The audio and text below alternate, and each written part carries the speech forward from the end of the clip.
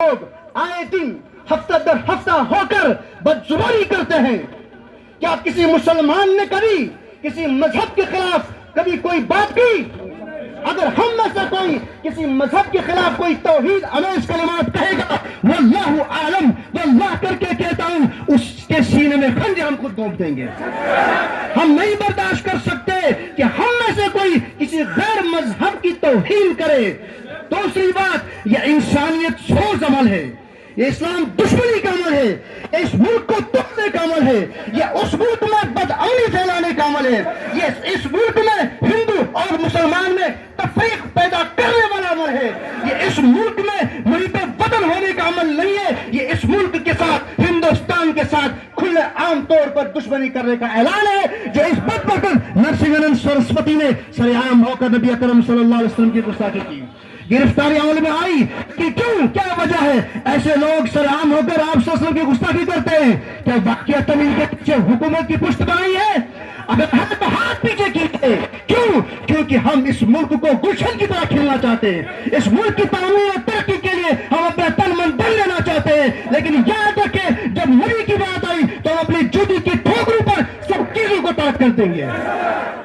محترم سامعین، ہمارا مطالبہ ہے حکومت وقت سے کہ ایسے لوگوں کی پشت پناہی کرنا چھوڑ دیں. کیوں؟ کیونکہ ملک کا امن برباد ہوتا ہے، ملک کا امن خطرے میں ہوتا ہے، تفریق ہوتی ہے. یہ گلشن ہندوستان جس میں مختلف مذاہب کے لوگ رہتے ہیں، ہندو رہتے ہیں، سکھ رہتے ہیں، عیسائی رہتے ہیں، جین رہتے ہیں، سب مل جل کر آپس میں بستے ہیں. لیکن ایسے بدبختوں کی وجہ سے کیا ہوتی ہے، ایسے بدبختوں کی وجہ سے دلوں میں نفرتیں ہوتی ہیں، اور ایسے لوگوں کو سرعام سزائے موت کی سزا ہونی چاہیے. وہ سزا، کیونکہ ملک دشمن کے خلاف واحد ہے کہ سزائے موت ہے، اور اس سے بڑی کوئی ملک دشمنی نہیں ہوگی جو نبی اکرم صلی اللہ علیہ وسلم کی شان میں گستاخی کر کے اس چیز کو سر انجام دیتے ہیں.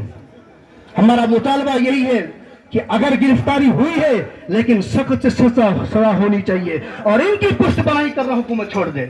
اگر اس ملک کو آپ گلشن کی طرح کھلنا دیکھنا چاہتے ہو تو سب کو مل جل کر رہنا ہے. ان جیسے لوگوں کی پشت بنائی کر کے اس ملک کی امن کو برباد نہ کیا جائے. عزیزان ملت، یہی ہمارا مطالبہ یہاں پر تھا. یہاں پر جمع ہونے کا مقصد اپنے دل میں جو محبت تھی، جو ہمارے دل اس بدبخت کی وجہ سے مجروح ہوئے ہیں، جو ہمارے دلوں کو چوٹ لگی ہے، یہاں نہیں بلکہ کشتواری خالص نہیں، ہندوستان کی سرزمین پر ہر خطے پر اس وقت مسلمان نہیں بلکہ غیر مسلموں نے بھی پرزور الفاظ میں مذمت کی ہے، اور مذمتیں ہونی بھی چاہیے غیروں کی طرف سے، تاکہ ان جیسے ناسور جو ہمارے معاشرے میں ہماری قوم کے امن کو، ہماری قوم کے اس ملن کو برباد کرنے کی سازش کرتے ہیں.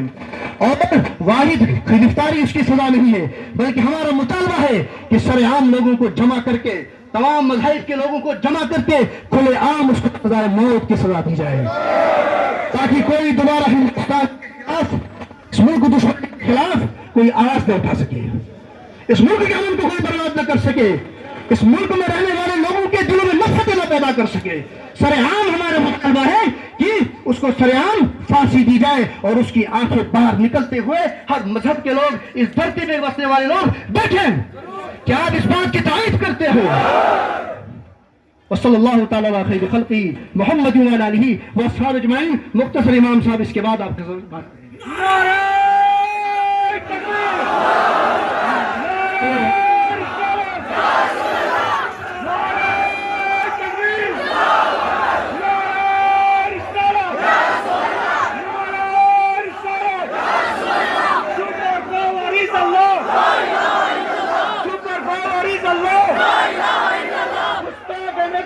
کیا ہے جگہ؟ سرکن سے جدا، سرکن سے جدا، سرکن سے جدا، سرکن سے جدا، سرکن سے جدا، سرکن سے جدا.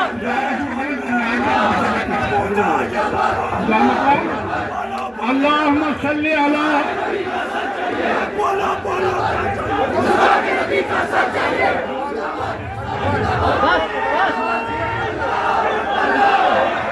نعرہ تکبیر،